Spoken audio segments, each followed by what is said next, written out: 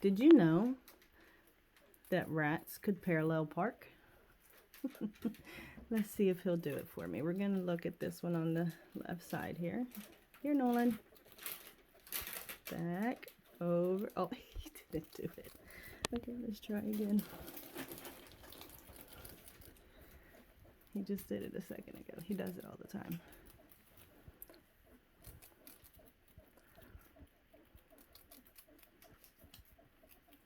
Hey, Rizzo.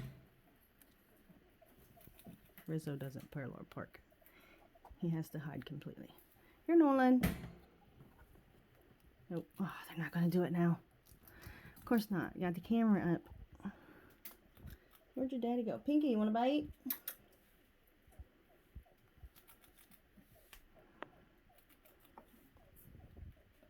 Maybe if I give him some oats.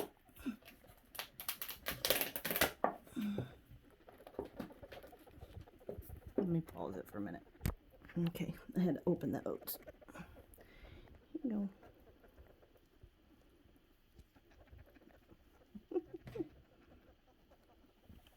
No, they're not going to go anywhere with that. It's too small.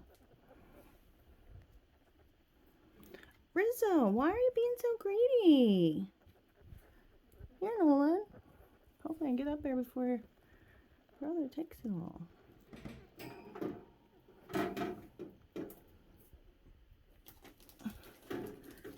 Rizzo, you're so greedy. Here, buddy. Here.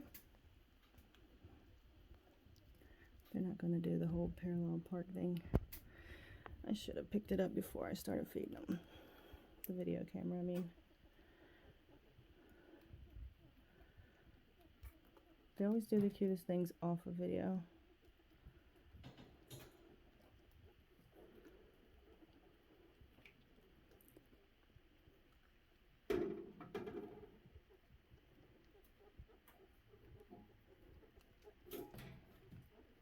They love raw oats, by the way. They like them cooked too, but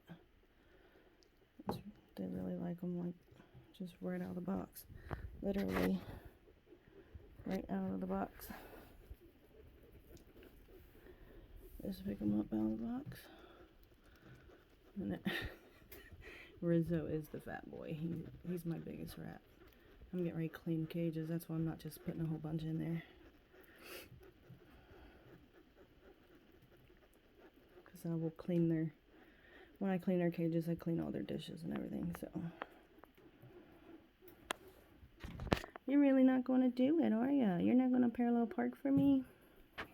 How about another Fruit Loop? Need a Fruit Loop? Oh, there's it. At least you got something cute on there. Rizzo, you didn't even eat that one.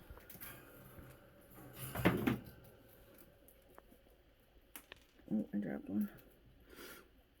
Pinky, are you trying to get in the cage? You went to the wrong side, buddy. Come here. Back. Ah, he still didn't do it. Come here, buddy. Mama, get you up here. Up you go. Sorry about the video. Here, I had to get Daddy in there. Yep. Now he's gonna fight with his dad. They don't really fight over it. They just do like a little tug of war. And they know Rizzo won't let go, so they eventually just let go. And now, as you can tell, they're not even eating them. So I'm not giving them out. That was skin. I'm not going to give them any more after this because they're just hiding it, and I'm getting ready to clean, and I don't want them to waste it. So, see the oats, they'll sit there and eat because it's too small, and they won't remember where they put it.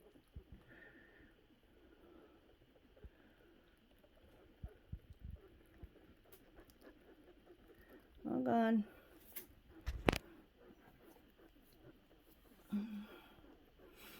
Peekaboo.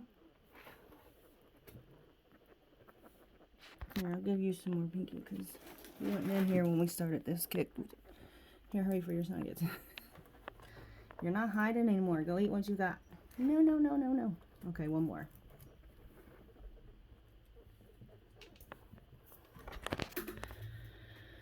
As you can tell, their cage really needs to be cleaned, and I am. We had to treat for mites, so I took everything away from them and only gave them Pepsi and, well, pop boxes. Now I'm giving them all their stuff back, so I have to re-litter train them. As you can tell, it's going okay, but they're still using. Rizzo is extremely spoiled, so he thinks he can just do whatever he wants. He's the hardest one to potty train, and that is this boy here, this little fat boy. Yeah, he's the fattest one. And I think that could be maybe why he is the hardest one to do, because he's lazier than the rest, because he's fatter than the rest. I don't know. He had a little trouble getting in there. But that box is gone. Now that they have their stuff, they're not gonna have that box. They have their swing back up there, which they only sleep in that. They don't even sleep in that Pepsi box anymore. And then I gave them a little swing down here. And I guess you can see where they're pooping around the litter box. But there's more on this up here, so I'm going to try moving the litter box up here. You want to, when you're training, you want to try to move it into a spot that they're comfortable using the bathroom in. It goes so much slicker and easier that way. Before I treated for mites, all three of these were completely potty trained. I mean, I might have found one or two little poops here and there, but for the most part, they were completely potty trained, in and outside the cage. Outside, if you had them out, you can let them on your bed. They would not pee.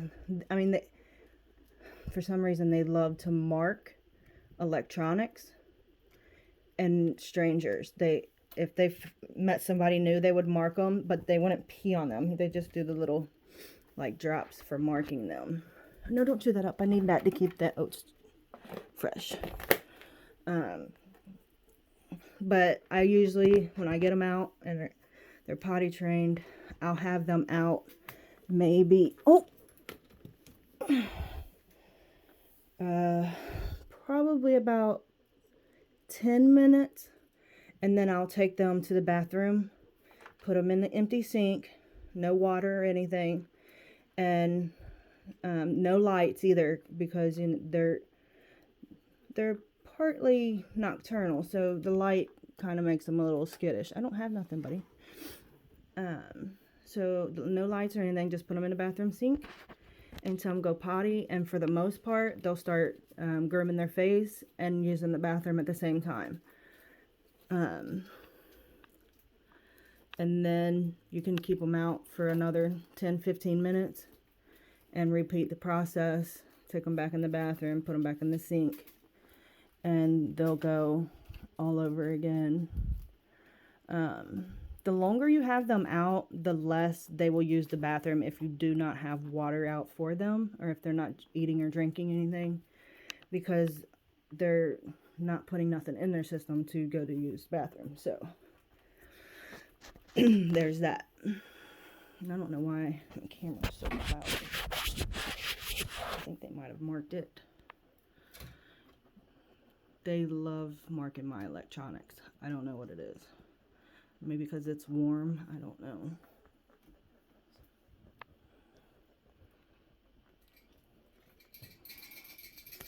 My girls are pretty good at doing the whole... Oh, it's not focusing now. There we go. Potty training too. They're in process now, but I do have one that is, what is the word? Incontinent? Is that how you say it? She is handicapped, so with that being said, whatever it is that is wrong with her brain, it stops her from being able to control her bladder and her bowels. So they did get an upgrade.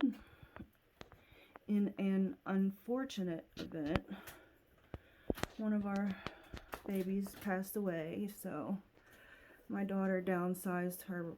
She had 2 rats, and she had a double critter cage, and she took, since she only has 1 now, she took him down to just 1 level.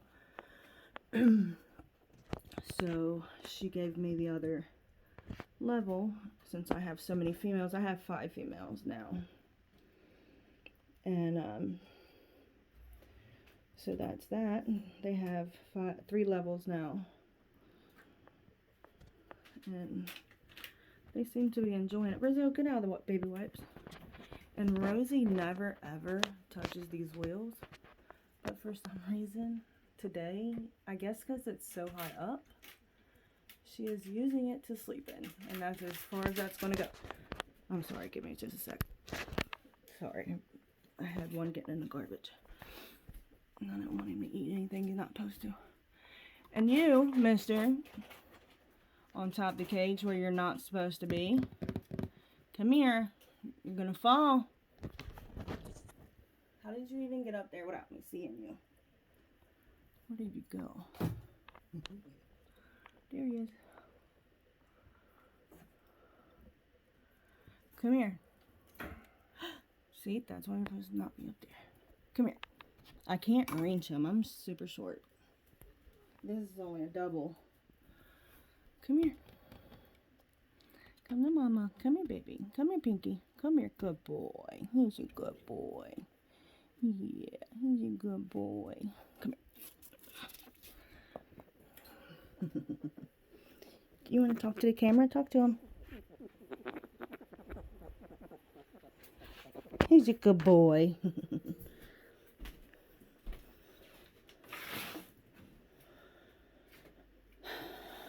Alright.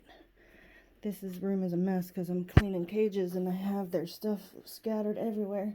Alright, back in the cage. If you're going to do this all the way around me, contouring and stuff. Now, I'll get you. Get out. Apples that I'm going to feed that. Well, apparently he's going to eat them now.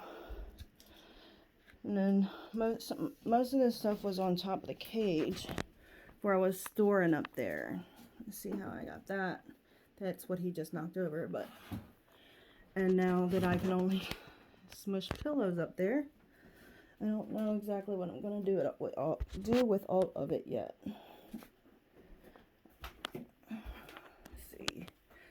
Let's see, we had 3 cages, 3 double stacks, and now I have a double stack and a triple stack. And then she took her other baby down to her bedroom with her so that she could spend way more time with him. And I wanted to put him in with my boys, but even though they're brothers and my Pinky is his father, they've been apart since they were like, I don't know, maybe 6 weeks old. So, they're not, especially Fatty here, he doesn't tolerate them at all. He fights them, and I mean, like, very graphically fights. Like, he will try to kill him. And he's so big and so strong. They just can't be around him. So she does. I told her that we could work him into, let him spend a little time here, a little time there, because he doesn't attack them right away. He waits and waits and waits, and then when he gets aggravated or tired of them, then that's when he attacks them. So I told her we could introduce him over a couple months and then put him in there, but she didn't want to do that. She said she would take him with her all the time wherever she went and stuff. So that's what she wants to do. And she works from home, so she can be with him all the time, literally all the time. But I'm thinking about going and getting me maybe 1 or 2 other males. I want some Dumbos. Maybe even some blues. I don't know if everybody even knows what that is. That's kind of like like the blue nose pits or the blue pit bulls. It's basically the same thing. I don't know if you've seen that. He was hopping across with the apples. It's kind of like the blue pits, but with rats, they're so gray that they look blue. They're so cute. And then I thought maybe I might mate them. I'm not sure. I don't know. I know I'd really like to mate my Anastasia. She is so sweet. It's not even funny. She is definitely the sweetest one I have. And the genes of that would just be, I think would be amazing. So, and I can't mate her with my boys because my one boy is her father and my other two boys are her brothers. So I don't want no incest babies. Especially if I'm going to try to sell them or give them away or whatever like that. If I was doing like some people do, just to, he's sitting in his clothes eating. He stole a Fruit Loop. If I was doing if I was breeding just to feed, like make feeders, I wouldn't mind that to happen with the inbred, but I don't want my any actual rat that I would want to keep or sell or give away or whatever to be inbred. Most of mine are inbred because their mom and dad I got from the same place. They were sister and brother, and I didn't know. I mean, they were together, but the store told me they were still too young, quote unquote. I missed that too. He was hanging onto that basket while I was rolling, to have babies, and it wasn't even 15, 16 days later I was having babies. So that happened. That's how I ended up with 6 inbred babies, which I kept every one of them. One of them is my little Nolan here. This is my little Nolan. Yes, it is. Yes, it is. When he was 6 months old, he decided to get pneumonia. Yes, he did. That cost me $400 at a walk-in hospital over the weekend. And then this is one of them. That's Cinderella. Come on, camera. All right. I don't know why my camera's acting like that. Maybe if I go back. There we go. This is my Cinderella. This your little girl? Yes, there is. It's your little girl. And then my triplets, identical triplets. That's Cinderella, or no, that's Drizella and Anastasia. And then their brother, which is part of the triplet, is my daughter's, who got the boy that she took downstairs. So that's 2, 3, 4, 5. Yeah. And then the one that passed away was hers, was one of them also. And what happened was, actually we don't really know what happened. He was in his cage. We came in one day and he was limping a little bit. So I told her, make him a doctor's appointment. And by the time it was next day, I think it was, the appointment. And then after that, he wasn't limping at all. He was dragging his back leg. And then within a week, he had his bladder swelled up real bad. And then the vet said at that point we just needed to put him down because there's nothing he could do for him. So that's what we ended up having to do. And then this little mama, Right here is my handicap one. Annie, hi baby. I don't know how old she is. We call her Annie, short for Orphan Annie. Hey there, this is my Orphan Annie. Hi, mamas. When we first got her from a pet store, was closing down. Stop getting on the phone. I'm trying to talk. She would not tolerate any humans at all. She was terrified, and she couldn't hold her head straight. As you can see, even now she's still a little shaky, but she can relatively at least keep it steady enough to sniff me. No, boys are out. You're not allowed out.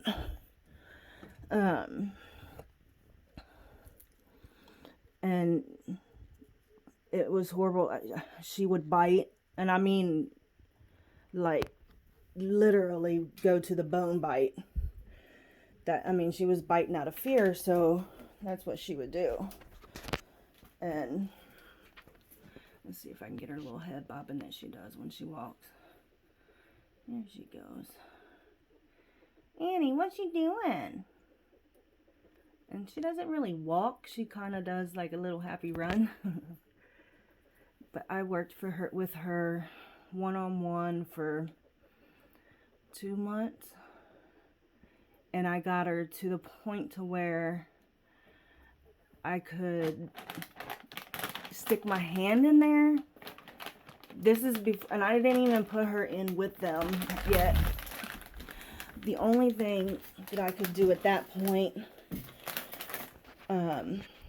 I had her in a 10-gallon tank with a lid on it, and I would change it every other day, change the bedding and stuff so she wouldn't get that respiratory infection. Because when they're enclosed like that, they can't breathe. And I would hand feed her the whole time. Like, she very rarely had a bowl of food, because I wanted her to know that the only time that she's gonna be messed with, it's gonna be on good terms. Like, nothing's ever gonna happen to you. Here's some food.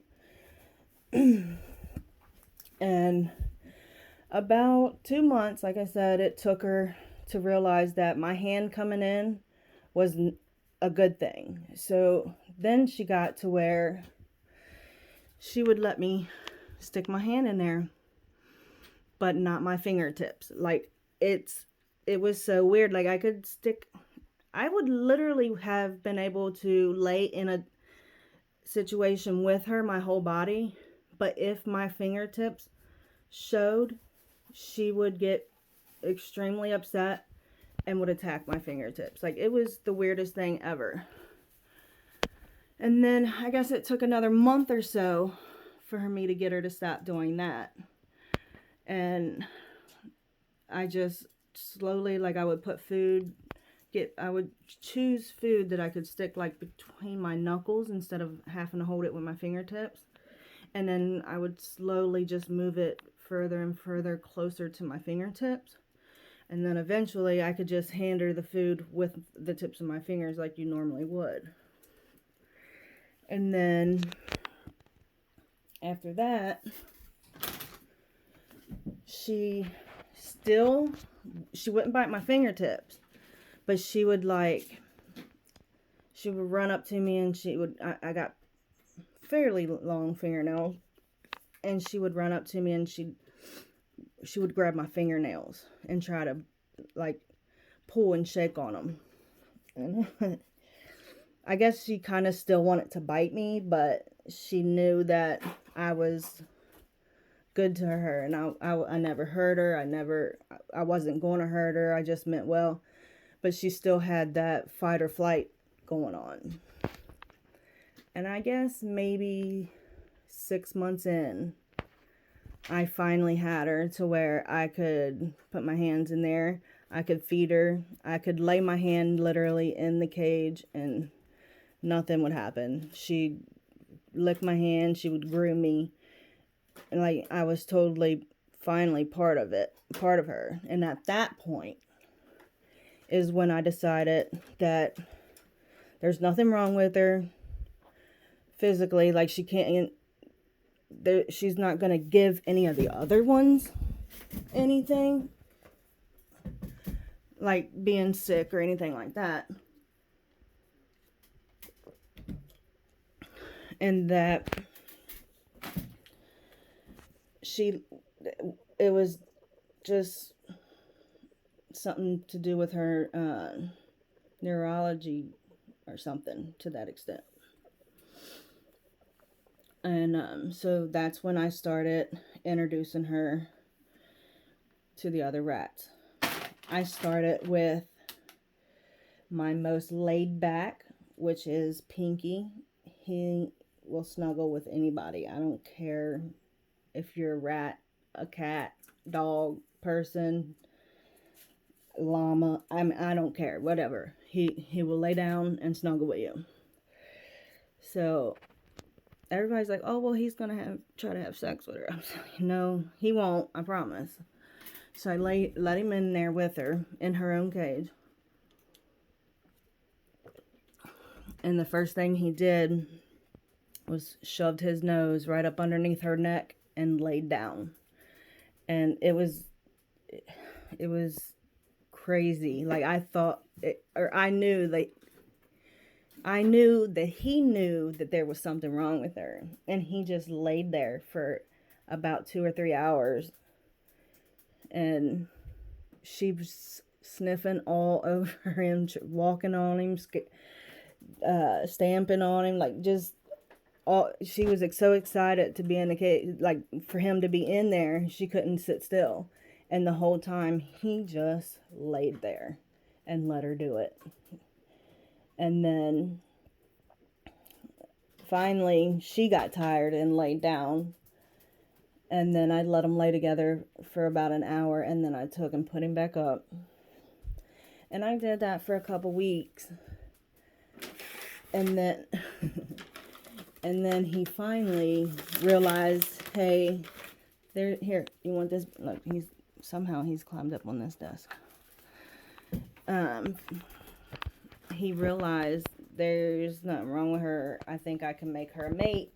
And that's when he decided to start trying to have sex with her. So I stopped putting them together after that. And decided that it was time to introduce her into the girls' cage. Which I started out with the alpha, which is Rosie up there in the wheel.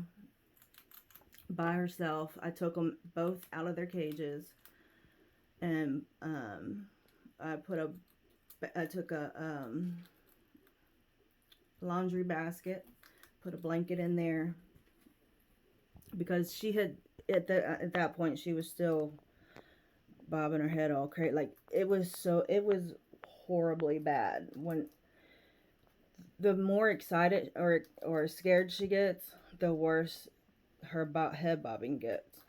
And I mean, there's sometimes, even now, if she gets too excited, she'll start banging her head up against the side of the cage.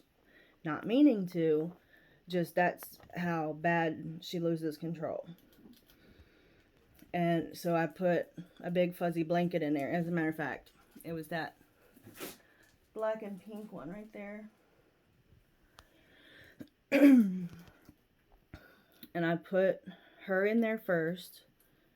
And I let her run around and sniff in there a whole bunch. And then I took her out.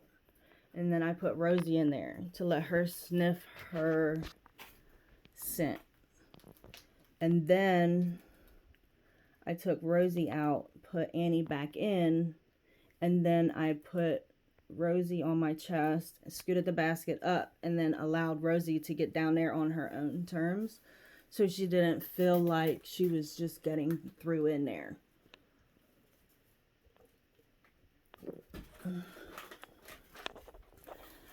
At first, when she first got close to her, like, it took her a while to sniff her out, like find out where she was. Because she's nosy and she does more sniffing than looking. But when she did finally find her, the first thing she did was throw her on her back and tried to figure out who she was and what was going on. So I had to pick her up and get her off of her. And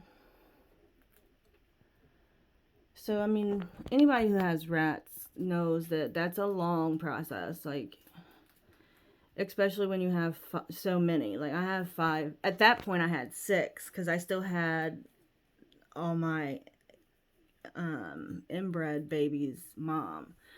So I had 6 babies or 5. I had 6 females and 3 males at that point, and then my daughter still had 2 males too. So it took me about 3 months, I think, to finally get her in here. Rosie was actually, after the first couple week or 2 weeks, she was pretty accepting of her. It was Minnie. It was the kids' mom who I had a hard time intertwining her with. She was very high strung. She was the type of rat, like, you couldn't, no matter how much I trained, you could not stick your finger through the cage or anything. You couldn't stick anything through those bars or she would attack it. And I mean hard, like she would bite down hard and bring blood to your, whatever it was. And I mean, she was pretty rough. Like, even when Rosie would stand in front of her and tell her no, which is what was her alpha, my dude, you're not supposed to be up there. She still would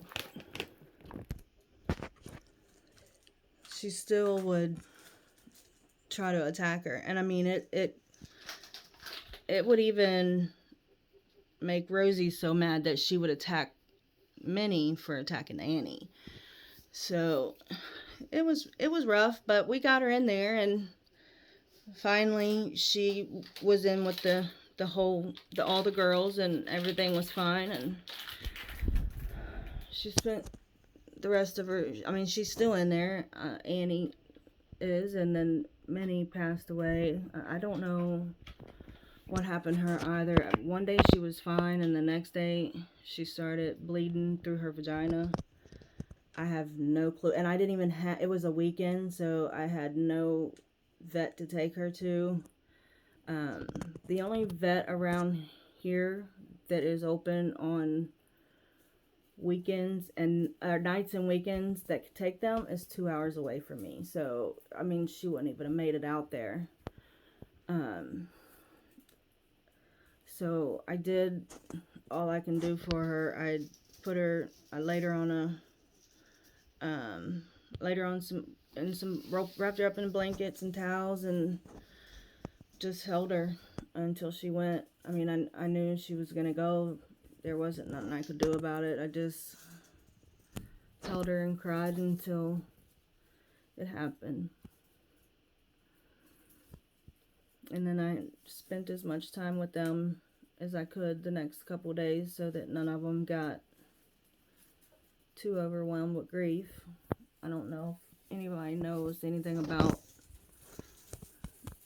their grief process, but it has been known that they can grieve over them, and sometimes that can be just as fatal as anything else. So yeah, that's their story from the last couple months. I can't believe I just been on here for 34 minutes. That's crazy. Now I have them begging for food. Feed me, Mom. You got some cranberries right there. Here's some they love these cranberries, whatever the hell they are. There you go. This is what they are. Dried cranberries. And then I give them these banana chips. And they get their oxbow.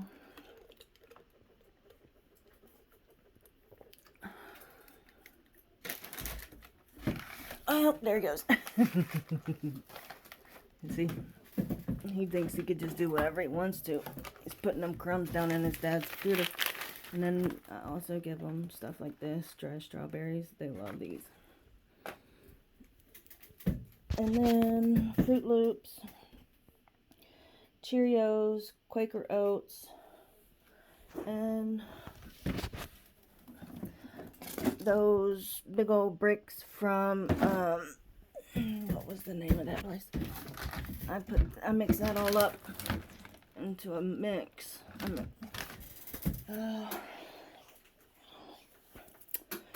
I'm not sure the name of it. It's like, I might have to put the link in the description below. My mind's coming up blank right now. Who it is? It's a big company where you can buy in bulk.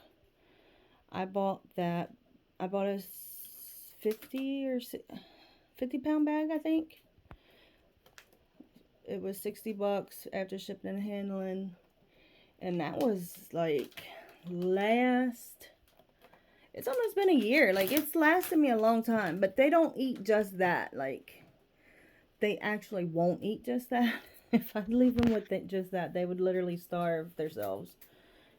They do eat it, but they won't eat just that. They're trying to get in the Fruit Loops. Here, eat these ones you already opened. Here, fatty. Here, I'm just going to put them right there, okay? Now look, he's going to go hide them in that. And I got him a little box under there to hide in. And I think he's just going to sit right there and eat. You think they're starved to death? I just gave them food last night. He's just going to sit right there on the computer and eat. Listen at him.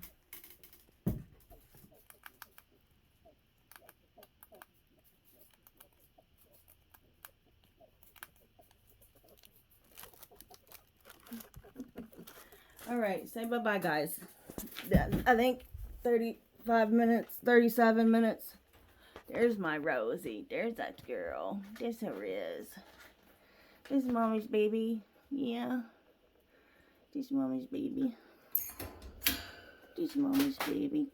You're gonna fall off there, Nolan. Keep pushing that stuff around. Okay. Say bye, Cinderella. Bye, Cinderella. Bye, Cinderella. Tickle, tickle. Alright, guys. Well, thanks for watching. Bye-bye.